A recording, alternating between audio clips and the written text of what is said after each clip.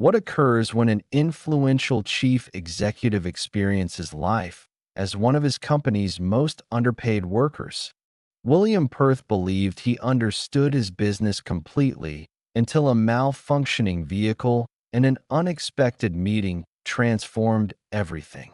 Is it possible for one person's experience with difficulty to bring salvation to others? The motor made groaning sounds while William Perth clutched the wheel. The shaking of the aging vehicle rumbled through his palms. He had deliberately selected this specific truck, an antique from his company's collection that was barely operational. The paradox didn't escape him. Despite being the head of a major national logistics firm and building his success on streamlined operations and forward-thinking solutions, he found himself traveling down a countryside path full of potholes, experiencing every bump and shake of a framework he believed he comprehended. William had consistently taken pride in his active leadership approach. He claimed to have risen from humble beginnings, or at least that's the narrative he preferred. The reality, however, was that many years had elapsed since he genuinely understood the everyday challenges within his organization. Recently, he'd caught wind of dissatisfaction, talk of exhausted drivers, dangerous working environments, and an increasing gap between headquarters and the workers who literally kept operations moving. This led to his choice. Dressed in weathered flannel, scuffed footwear, and a hat covering his features, William transformed into Bill, a recently employed driver assigned to a countryside delivery path. The mission was intended as an investigative effort, an opportunity to witness systemic problems directly. Yet when the vehicle's motor gave out on an isolated road near Brooksville, William understood he might have undertaken more than he anticipated. The evening sun descended, creating shadows over the farmland as William exited the vehicle. He struck the tire angrily, the metal sound reverberating in the quiet. His mobile device had no reception. No vehicles were visible, only the unending roadway and the distant sound of insects. He retrieved his bag and began walking, the gravity of his circumstances weighing on him.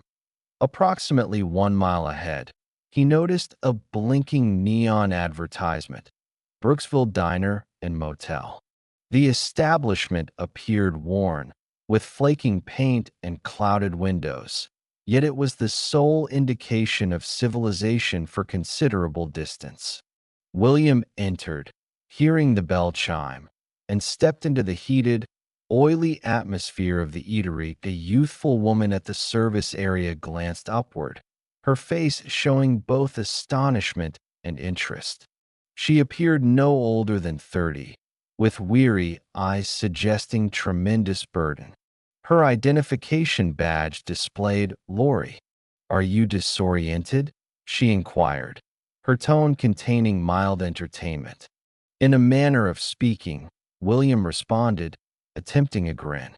"My vehicle failed some distance back. Might there be a repair specialist nearby?" Lori indicated the negative.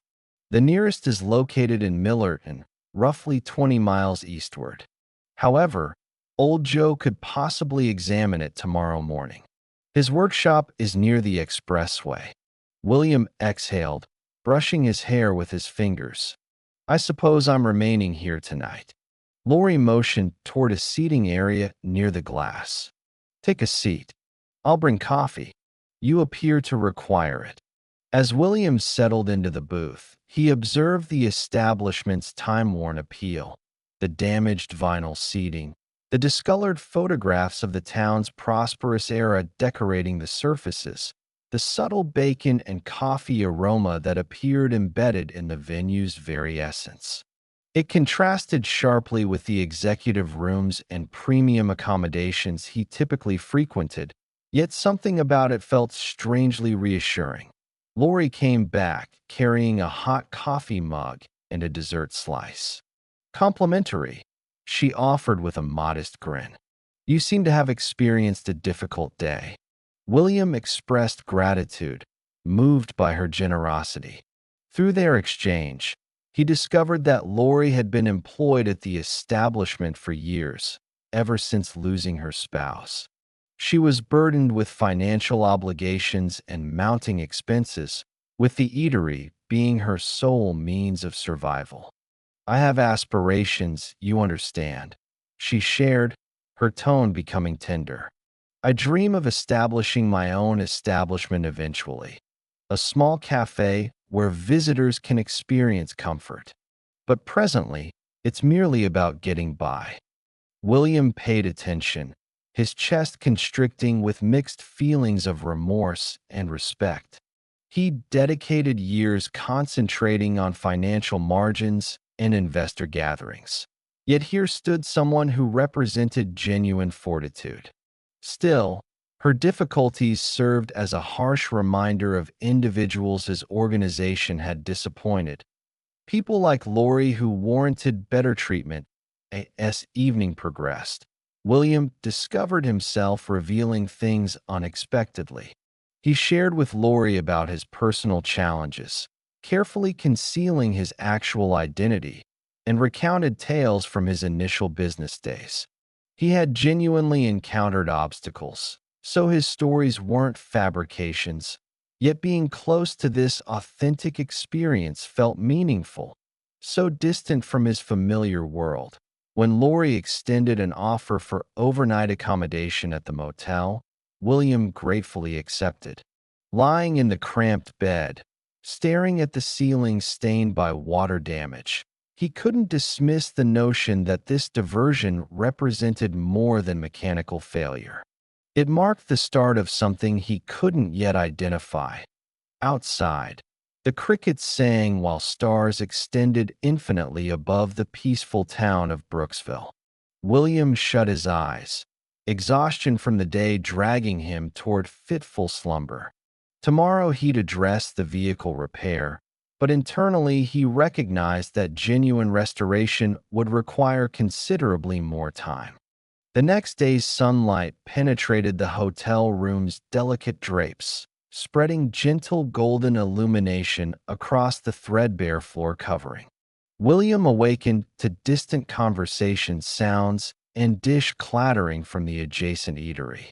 Momentarily, he lost awareness of his location, the strange environment disrupting his typical pattern. Then recollection flooded back: the disabled vehicle, the establishment. Lori. He changed attire rapidly, his thoughts already occupied with daily responsibilities. The truck required fixing, but beyond that, he needed to comprehend what led him here. The previous evening's dialogue with Lori had disturbed him, her statements resonating in his consciousness like an inescapable melody. Upon entering the diner, Lori stood at the service area, occupied with a coffee vessel. She glanced toward him and displayed a smile, though the darkness beneath her eyes suggested another night without rest. "Good morning," she stated, dispensing his beverage without inquiry. "Joe is approaching. He'll inspect your vehicle, though don't maintain high expectations. That aged machine might be irreparable." William released an amused sound, though the prospect of extended displacement created an anxious sensation within him. "Appreciated. And gratitude for yesterday evening's dessert. It was precisely what I required." Lori displayed a modest shoulder movement, yet her expression radiated warmth. "It's our practice here, caring for one another." While William consumed his beverage, he observed her. The manner she operated with rehearsed competence, the way she acknowledged each patron individually, how she conducted herself with subdued power that contradicted her challenges. He desired to learn more about her, about the existence she'd constructed in this modest community. When Joe appeared, a seasoned individual with grease-marked palms and a straightforward disposition, William accompanied him to the vehicle. The repair specialist investigated beneath the covering, speaking to himself while William reclined against the vehicle's exterior, attempting to conceal his restlessness. "She's experienced superior times," Joe finally declared, cleaning his palms on fabric. "I can temporarily repair her sufficiently for Millerton travel, but you'll require an actual specialist to restore her for sustained operation." William acknowledged, though the postponement irritated him. He wasn't accustomed to depending on others' assistance, and the powerlessness troubled him. Yet returning to the establishment, he understood this might present an opportunity, a possibility to explore more deeply into the existence he'd merely glimpsed previously. Lori was removing items from surfaces when he returned, her actions rapid and competent. William paused, then retrieved fabric and began assisting her in cleaning the surfaces. She displayed a raised eyebrow but didn't prevent him. "That's unnecessary," she mentioned after a period. "I understand," William responded, "but I desire to assist." They labored in quietness for a duration, the establishment's cadence surrounding them like recognizable music. When the morning meal period concluded, Lori indicated for William to accompany her to a seating area. She transferred a dish of breakfast items across the surface, and he understood he hadn't consumed food since the previous evening. While they consumed their meal, Lori began revealing more. She described her spouse, a transportation driver who'd labored extended periods to support their household. He'd been dismissed unexpectedly, blamed for an error that wasn't his responsibility, and the pressure had exacted its price. He'd deceased merely 1 year afterward, leaving Lori to reconstruct her existence. "He was employed by Perth Logistics," she stated, her tone controlled yet containing resentment. William's abdomen twisted, though he maintained an impassive expression. He acknowledged the organization had imperfections, yet hearing testimony from someone directly impacted delivered a profound shock. "I apologize," he expressed softly. "That shouldn't have transpired." Lori demonstrated a shoulder movement, though her vision glistened with restrained emotion. "It's the reality. I simply wish circumstances had differed." William desired to reveal the truth, to disclose his identity and commit to rectifying matters, yet he couldn't, not presently. Instead, he inquired about her aspirations, about the cafe she'd referenced previously. Her expression illuminated as she portrayed her concept, a welcoming environment with varied seating and a selection featuring satisfying dishes. "It's likely merely an unrealistic fantasy," she confessed, "but it maintains my motivation, you comprehend?" William acknowledged, though his thoughts were already accelerating. He contemplated the assets at his command, the modifications he could implement if he possessed the bravery. Yet beyond that, he considered Lori, her determination, her compassion, her subdued resolve. She warranted more than mere survival. Later that afternoon, while Joe worked on the vehicle, William discovered himself exploring the community. Brooksville was modest, its pathways bordered with aged structures and dimmed signage. He passed a recreational area where youngsters engaged in activities, their joy resonating like melody. He passed a hardware establishment, its displays containing implements and materials, and he passed a modest religious building, its tower extending skyward like a symbol of optimism.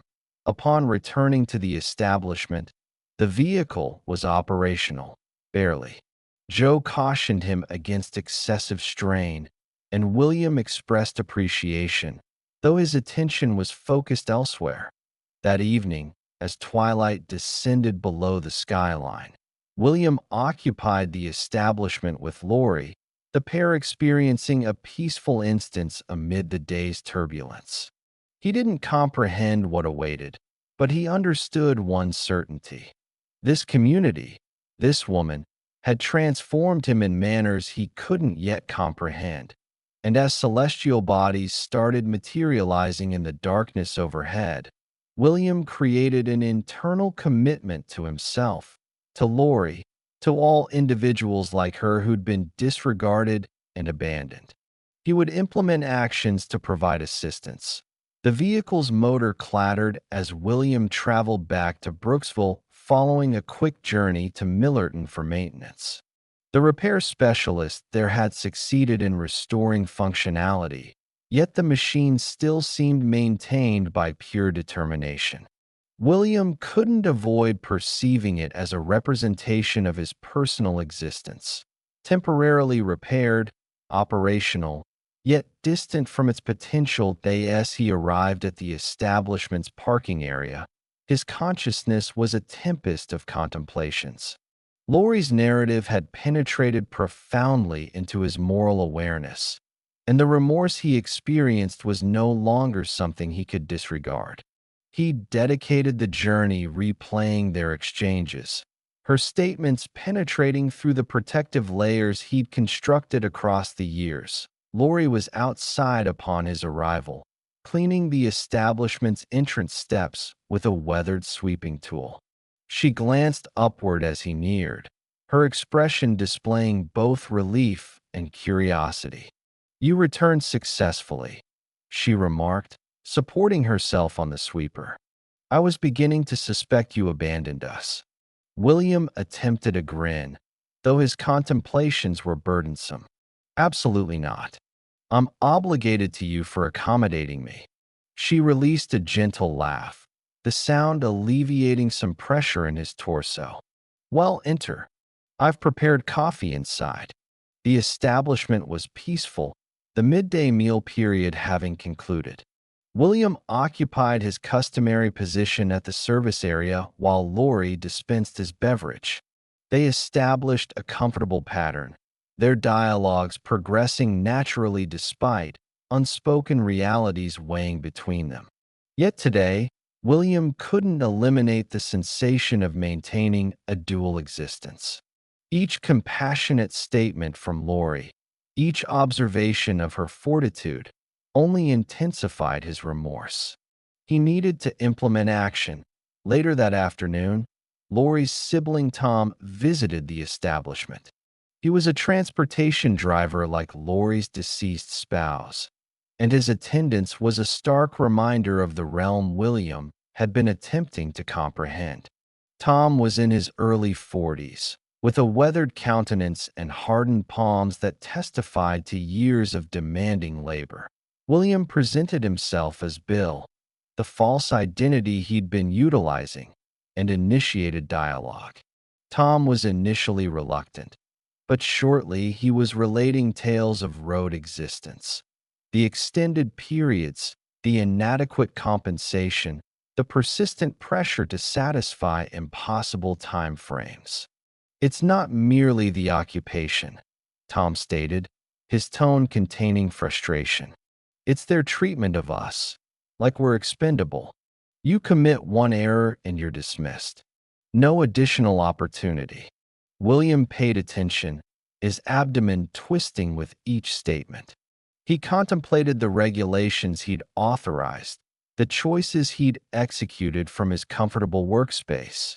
He'd never evaluated the human expense, not genuinely. When Tom departed, William remained in quietness, his beverage having turned cold. Laurie observed him from across the service area, her forehead creased. "Are you acceptable?" she inquired.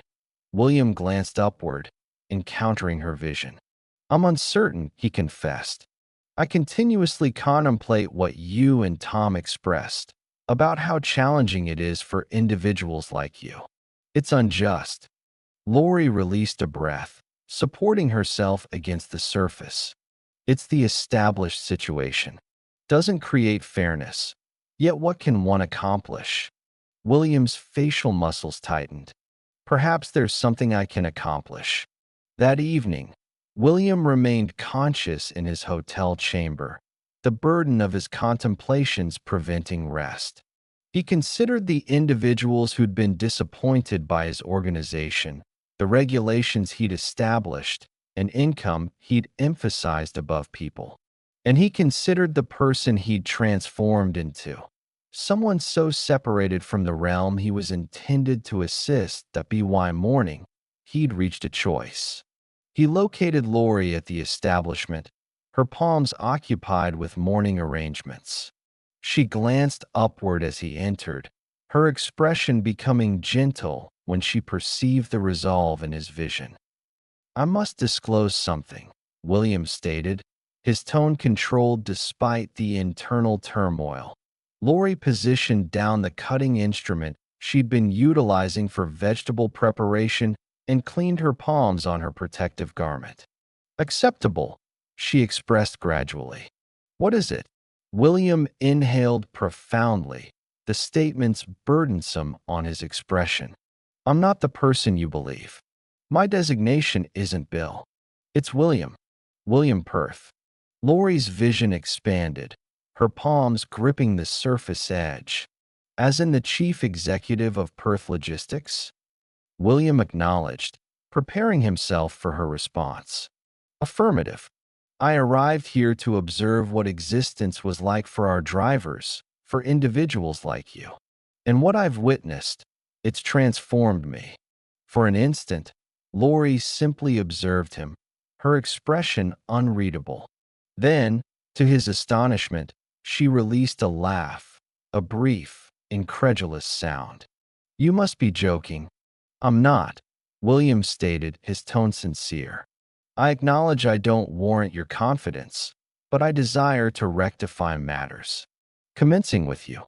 He detailed his intention to extend her a distance-based position with the organization, one that would provide her the security and opportunity she warranted. He also committed to restructuring the organization's regulations, initiating with more equitable treatment for drivers and enhanced assistance for their households. Lori paid attention in quietness, her limbs crossed over her torso. When he concluded, she demonstrated a negative head movement. "You believe this resolves everything? A position and some regulation modifications?" "No," William confessed, "but it's a commencement, and I'm not going to cease until I've rectified matters." Lori examined him for an extended instant, her observation penetrating. Then gradually, she acknowledged, "Acceptable. I'll accept the position. But don't assume this signifies I trust you." William displayed a grin, though his core ached with the burden of her statements. "I don't anticipate that, but I'm going to acquire it." As he departed the establishment, the morning illumination warming his countenance, he sensed like he was finally progressing in the proper direction.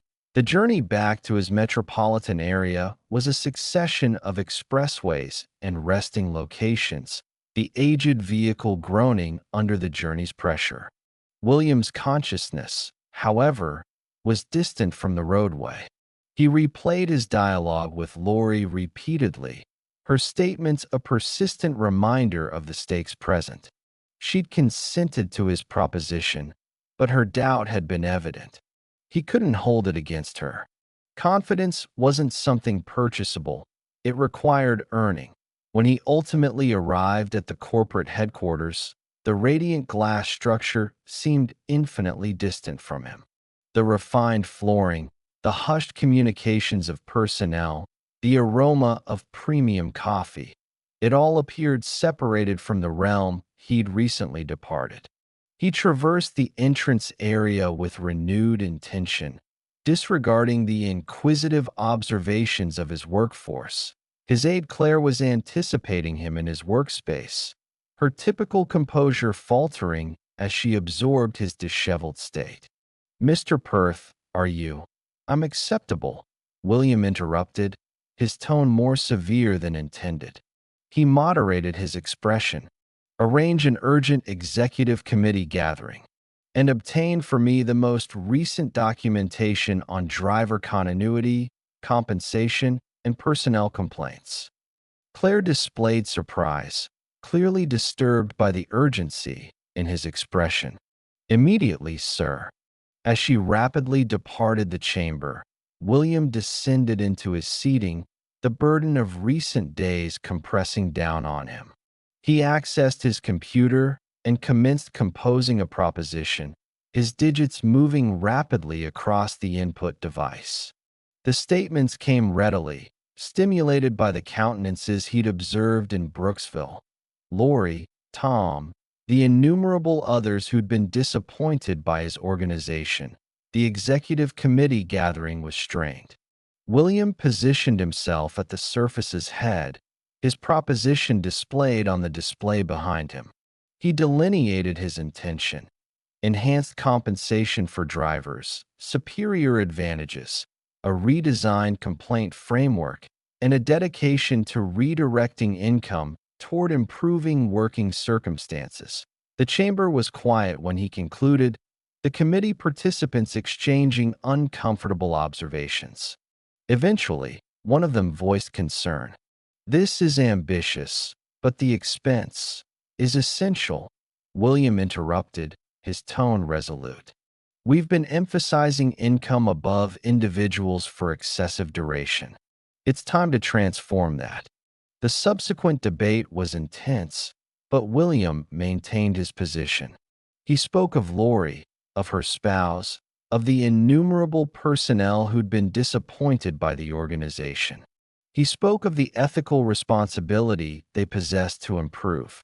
And gradually, hesitantly, the committee began to consent. When the gathering concluded, William experienced a glimmer of optimism. It wasn't a total triumph. There remained particulars to resolve, financial plans to modify, but it was a commencement. Back in his workspace, William contacted Lori. The device rang twice before she responded, her tone cautious. "It's completed," William stated without introduction. "The committee authorized the modifications. You'll be receiving a formal proposition shortly, but I desired to inform you personally." There was an extended pause on the opposite end of the connection. When Lori ultimately spoke, her tone was gentle. "Gratitude." William reclined in his seating, a modest grin forming on his expression. "Don't express gratitude yet. There's still considerable work to accomplish." Over the subsequent weeks, William dedicated himself to executing the modifications. He encountered with drivers, paid attention to their concerns, and labored tirelessly to address them. The organization's atmosphere began to shift, gradually but certainly, as personnel started to believe that their perspectives mattered. Lori's distance-based position commenced, and though she was initially reluctant, she rapidly demonstrated herself to be an invaluable resource. Her comprehension of the challenges encountered by drivers assisted in forming regulations in manners William never could have predicted. One evening, as William occupied his workspace reviewing documentation, Claire knocked on the entrance. "There's someone here for you," she stated, her tone unusually tentative.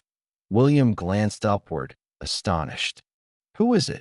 Before Claire could respond, Lori entered the chamber. She appeared misplaced in the streamlined modern workspace, her modest attire and unpretentious behavior a stark opposition to the corporate realm around her.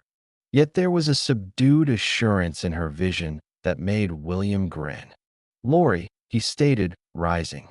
"What brings you here?" She crossed her limbs, her expression serious. "I desire to observe this location personally. Witness if the modifications you committed are genuine." William motioned to the seating across from his surface. "Have a seat. I'll demonstrate everything." For the subsequent period, William guided Lori through the new regulations, the personnel feedback framework, the intentions for improving working circumstances. She paid attention carefully, posing pointed inquiries and providing recommendations. By the meeting's conclusion, even she seemed impressed as she positioned herself to depart. William paused, then spoke. Gratitude, he expressed softly, for providing me an opportunity to rectify matters. Lori examined him for an instant, then acknowledged. You're welcome, but don't assume this signifies I'm finished holding you responsible. William displayed a grin. I wouldn't anticipate anything different. After she departed, William reclined in his seating, a sensation of subdued contentment surrounding him. The path forward was extensive, and there would undoubtedly be obstacles ahead as the metropolitan illumination sparkled outside his aperture. William contemplated the distance he'd traveled, not merely on the roadway, but within himself. He'd initiated this expedition as a person separated from the realm he was intended to assist, but now, gratitude to a disabled vehicle and an unexpected meeting in a modest community, he was finally beginning to comprehend what it signified to guide with intention. One person's expedition transformed innumerable existences. But could you execute the same sacrifices? Share with us in the discussion area below. If you appreciated the narrative, don't neglect to express approval, distribute, and subscribe to embrace the journey for additional tales of salvation and determination.